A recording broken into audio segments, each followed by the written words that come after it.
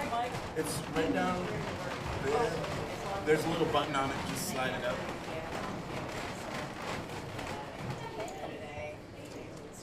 Greetings, everyone. Welcome to Alliance of Kalamazoo Artists Show and Tell Night. I'm Judy Konesi, and my partner Michael Fortin is right there. And we are glass blowers forever, really. We're as old as glass. Okay. I'm going to talk about our studio glasswork. Our business name is Avolio Glasswerks. And Mike and I, we've been together about 10 years now. And he's been blowing glass for about 15, 20 years. I've been blowing glass for 37 years. And what I'm showing you is a piece called Vistas, and the base is actually there. And I'm going to show you the steps of making this glass piece. And we have other glass pieces around in the gallery. And our studio is Suite 122 downstairs in the north building. There's two entrances to our gallery. Oh, see, there's one of our glasses. We have Gonzo's beer tonight. There's and also beer in them. They're only $10. You're crazy if you're not getting these every time. And you can start your own collection. Yeah. Okay, so this is actually scrap glass from glass blowing that I collected. And the picture's really bad because it's taken. I took this picture inside one of our kilns.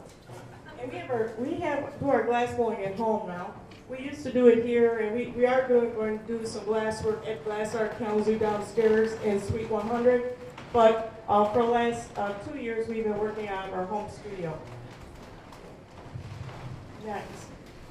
Here is glass on a blowpipe, and there's some color there, and that's a really bad picture now that I see all the lights are on. So, and this is, I like to wear colorful clothes when I do glass blowing. There's a kiln right there. It's an electric glass kiln where I gathered some glass on the end of a blowpipe. And here I'm, actually it's cooled off a little bit, and I'm rolling it on a metal plate. And there's our garage. And there's one of our ovens there, and there's a pipe warmer over there. And there I am blowing glass. So if you've been downstairs to the glass studio downstairs, you probably see people doing this. Oh, they're rolling on that metal plate again. And here I'm torching. I'm torching to keep the pipe warm because it's starting to crack, so I had a spot heat there. I think that's what I was doing. And we have a, what do you call it, mid-range torch. And it's really hot, and I usually have to wear different glasses than that. I look pretty happy, too. I'm starting to sweat. Oh, there I am. Okay, I look up. Okay. And there I am doing, that tool's there. It looks like a bunch of knives. I always think, you remember that movie, Edward Scissorhands? Well, I always think, this would be cool. I feel like Edward Scissorhands. I'm trying to touch the glass. All right, so I'm putting a line there. So in order to get the glass off the blowpipe, I have to put a line there with these metal blades of this tool called the jacks. And that's the top of the base, so I'm going to break that bubble off eventually. And then I wrap some, another wrap there. And in the base there, you'll see blue, like a purplish and a greenish wrap around the top. And that's the three-dimensional look at it. And I have a wood paddle trying to shape it. Oh, there I am. I never picked up what was in the kiln. So we sort of missed a few steps. So if you ever go on YouTube and you wonder how they can make a gigantic vase in 5 minutes, it's called editing, okay? So there I did some editing here. Okay, and of course I look as colorful as my glass. And I had to do a little more work to it, more blowing. Okay, there's the glory hole. The glory hole is a reheat furnace, and it gets up to 2,200 degrees Fahrenheit or hotter. And we can't just take the glass out and not do anything with it. It'll just break. In order to work it, you have to get it really hot. So we got to keep it up over 2,000 degrees. 1,800 degrees to 2,200 degrees, depending on what you're going to do with it. There I am. I already did a transfer and opening up the top of the lip. There, stretching it. There I am working real hard. You see the sweat? There I am sweating.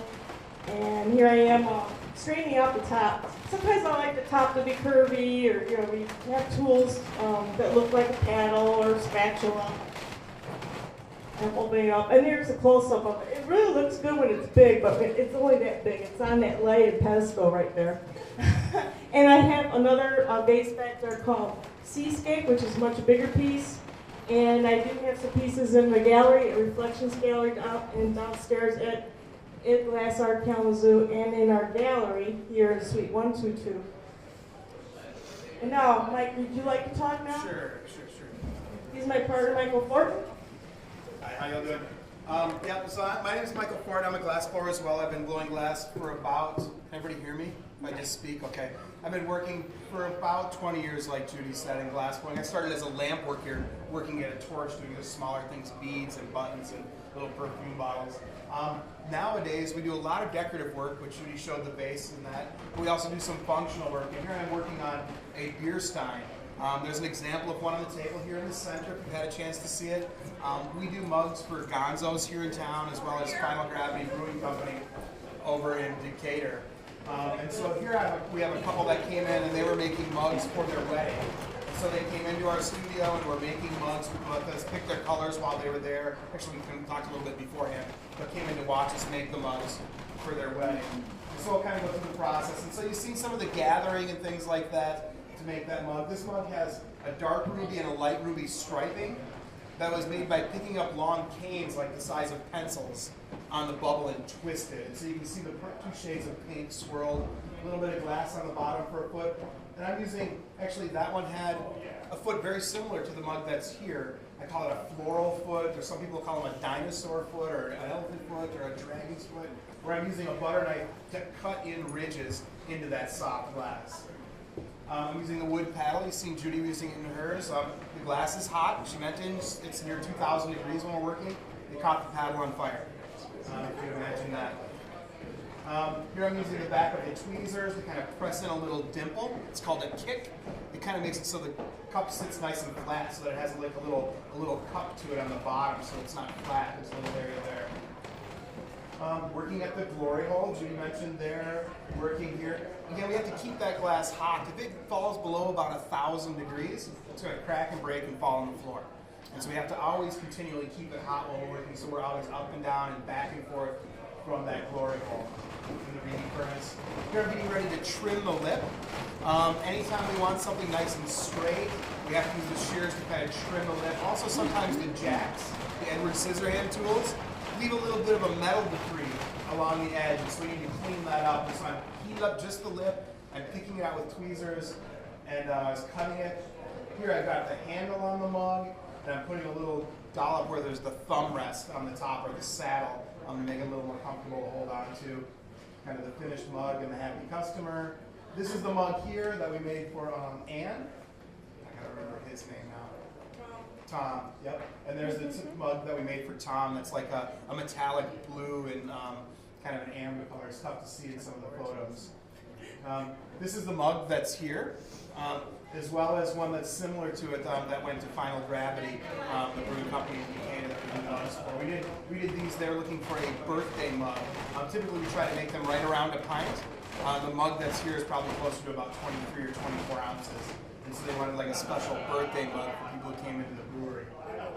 There's a whole collection of them. Everything that we've done for those guys, as well as Gonzo's here in town, has been one of a kind. We try not to do them. I mean, we might put out the colors and make like 6 mugs using those colors, but how many different ways can we use those colors and experiment with them to do this? And doing these mugs over the last year and a half or so that we've been doing them for the breweries has been a great exercise in technique. Because it's a small format, it's given me the opportunity to try all kinds of different coloration techniques and shaping techniques that I wouldn't have wasted my time on trying to work on like a big vase or something, not knowing what was going to happen ahead of time. Here's inside of Gonzo's, another group shot. We have about 120 mugs that are at Final Gravity, and so far there's 82 of them at Gonzo's. So it's been really popular this year. Here in town as well, Green Door Distilling Company, if anybody's been there. The glasses that you might have seen being held up here is a smaller version of what we did for rocks glasses for the brewery there. it's kind of a market. Craft beverage industry has been kind of big for us, or big in the area, I should say. And so we've been trying to find ways to tap into that and find things so we continue to make a living as a glass blower. If we only make gallery stuff and rely on 1 or 2 sales a month or something like that with the higher end work, sometimes it's hard to guarantee a living. And here's a close-up of some of those mugs, or the glasses that we did for green. Those are 11 ounces too. Yeah, So 11 they're to bigger 12 than the ones ounces. you guys got. Yep. They're based on the same concept and shape that we do for Dark Hot Cups. Another thing that we do is corporate awards. And so this is an award that we did for Lakeshore Advantage this last year. Yep, 2016. And so we do these. We've done for Southwest Michigan First and Kalamazoo Foundation, as well as 7 other local companies and things like that. So we do awards as well as multiples. That company in Toledo was putting together holiday gift baskets. We met them at the Saugatuck Farmers Market, and she called us up in November or October. It was like, we have 100 clients and we'd like to give each of them 2 of your chili peppers. Can we get them in our corporate colors, which were orange and purple and green? And so we made the peppers in their corporate colors for their gift baskets as some multiples that we do. Here we are, we're at a lamp working in the corner. This is a holiday show that we were doing out at Bangor. There's a place there that's called The Elevator, if anybody's familiar with Bangor and the building there. A young couple just purchased that building, and it's an event center now with a catering service, and they do wedding receptions. They had a little holiday art fair in Bangor this fall. They're also putting a brewery in there, hence one of the reasons why we were there, because they commissioned us to start making mugs for them as well. Sweet. And there I am lamp working at a torch. So rather than the large furnace and the glory hole, it's a much more focused flame working at a torch or with smaller diameter rod and tubing. Much more, if it's something you ever wanted to do, this is kind of an approachable way to start. It's affordable, it's something that you can usually do at your home. And the investments are a little bit easier to get into. This is how I got started with glass. This is one of Judy's fish. That's one's actually here in the gallery here upstairs as well. There's another one similar to it downstairs. Judy's been doing the aquatic forms as long as I've known her, and so we're going on close to 20 years for that. And it's kind of what she specializes in. And we do a lot of them for the art fair circuit that we do, both tropical, stylized tropical fish, as well as freshwater fish like trout and perch and walleye, and occasionally a bass gets thrown in there. So they're a lot of fun. Again, more decorative work. We like when we have the opportunity to work with other artists. And so you can see here a gentleman, Paul Carlson. Some of you may have known him. He's a blacksmith that's been in the Kalamazoo area for a lot of years. Built that base several years ago for a different sculpture, but it works well for a lot of different things as we've kind of gone through time for displaying and showing. Owls and sculptural things. We've done the fish for several years, and we've started to move into other animals. So I don't think there's any pictures here, but we do turtles and frogs. And in the last year or so, we started doing little birds. So we started doing these owls. We do like little cardinals and blue jays that hang as small ornaments. Yeah, something like that. This is a technique that's called grawl. G-R-A-H-A-L. It's not spelled, something like that. And it's a process of layering colors, carving away layers, and then heating it up and gathering over and shaping the piece. And so we started with the bright green, a spring green background, covered it with a coating of black powder. Judy masked off the entire surface with a buttercut material, which is like the material that they use for sandblasting tombstones. And we used that then to carve away the black. And then we put it back into the kiln, brought it up to 1,000 degrees, picked it up on the blowpipe again, gathered more clear glass over the top of it, and reshaped it. And so there's a series of faces and imagery all the way around this base that's probably about 10 or 12 inches tall and about 8 inches in diameter. This is probably one of the things that we're most proud of. It's Michigan Eden. This is an installation that's at Sangram Hall here at Western Michigan University. When they built that building a few years back, we went through a pretty obnoxious jurying process to be selected as artists to do permanent work for the building. And so this is about 2,000 hours worth of work, probably about 2,000 to 2,500 man hours into it. Every single piece in that has been handled by us. The aluminum trim was all hand finished. I bought raw architectural aluminum and hand sanded and finished it all myself. All the tiles along the bottom edge here are all cast recycled glass and then hand painted with oil paints and then lit from underneath and behind with LED lighting, excuse me. Part of what we did with this is use recycled materials, so hence the tiles were made from recycled glass. The ground cover is all tumbled wine bottles. We collected wine bottles, a different bottle of glass, and even actually some of our scrap. You can see some bright oranges in here. This is probably parts of flowers that hit the floor while we were making on it. That we spent about 3 months with a cement mixer running 24 hours a day making beach In the glass. winter time, our neighbors are wondering what we're doing. Yeah, in the middle of the night, the cement mixer is just tumbling 15, 20 pounds of glass at a time. And these flowers here are made from bottles. There's actually one of the echinaceas, the purple coneflowers that's in our studio downstairs if you'd like to see how large they are and what they look like. The dogwood that's in the center is actually how we bring the electricity down to the lower area. As well as, and that's all sculpted. I spent probably about 80 hours with a welder in my hand building the tree trunk and the branches. Welding pipes together and actually making several layers and grinding back layers of different layers of weld on the surface to create the texture, and then several layers of paint brushed on and wiped off and allowed to dry and brushed on and wiped off to build like the coloration that's in the stems and the leaves as well. Something new work that I'm working on is figurative work. I was going to have a head here, and as I was finishing it, just as I was about to bring it in Thursday morning, I was finishing it, and it slipped out of my hands on the grinding and took a big chunk out of the side of it. So even when you think you're done and you've spent 4 hours working on a piece, it only takes about a half a second to throw in the trash. And there's no going backwards with glass. It's the one thing, a lot of other media you can paint over it and things like that, or you can take your wet clay and kind of just mold it back in and start over, re-wedge it. There's no going backwards in glass. It's only a forward process, which kind of makes it interesting, and a challenging material to work with. Clowns, there's 2 clowns down in our studio, and I've been doing other figurative work, making heads and hands and other small things like that, trying to work towards a different goal here with that. Oh, and that's the last one. It's just a happy picture at the end. So, did any? Awesome, thank you. Judy and I thank you guys for that. Is there any questions about what we do at glass blowing? Yes, Rick. Is this process dangerous? I mean, you got glass, you got fumes, Well, we're working like any kind of hot art, whether you're a blacksmith or a potter or anything, you're working with things that are 2,000 degrees. So there's a burn on my finger. It's not unusual to have a burn. Or to burn yourself, or I have scars. Yeah, we have scars on our arms here. We call them jack tracks. So you tend to burn yourself every once in a while. I joke with people that I like it now.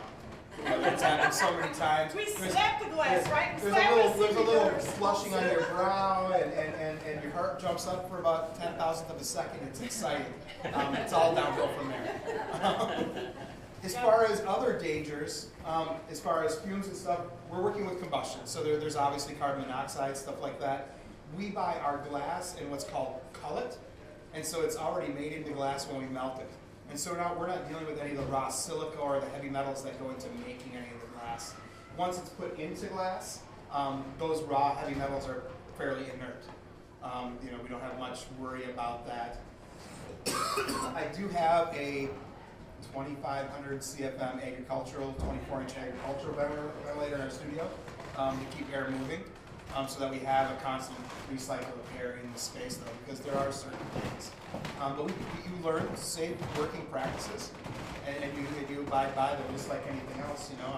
The Mad Hatter was mad. Lead got him, and hatters aren't poisoned by lead anymore. You don't see much of painters licking their paintbrushes so much. A lot of colors they're not putting lead into it, because a lot of times in the early days, and now we're talking, 6 years ago, they were putting a lot of lead to make colored glass. We're talking like 20%. of it was lead to make the color. So we work with clear and then we add color. So like your drinking glass is actually clear on the inside and then has color, but the color is inert, okay? But they say like, you know, you got pottery or something from Mexico or China and you had problems with lead-based colors that, you know, like on wood, lead on wood, lead on pottery, and even in glass, everyone's worried about it. We try to be really cool about that and not use that. Okay. Another question? Is it all free form? Do you have a drawing in mind, or did you start bending and shaping less? When I started, it was all freeform. As I progressed, and I think anybody who works in the material, you plan.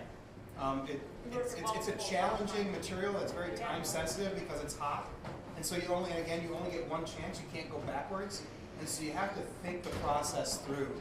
There was a certain point about 2 years into my self-pouring glass that I made a point of when I'm going to go in and make a base, and I'm going to use these colors, and I want this outcome.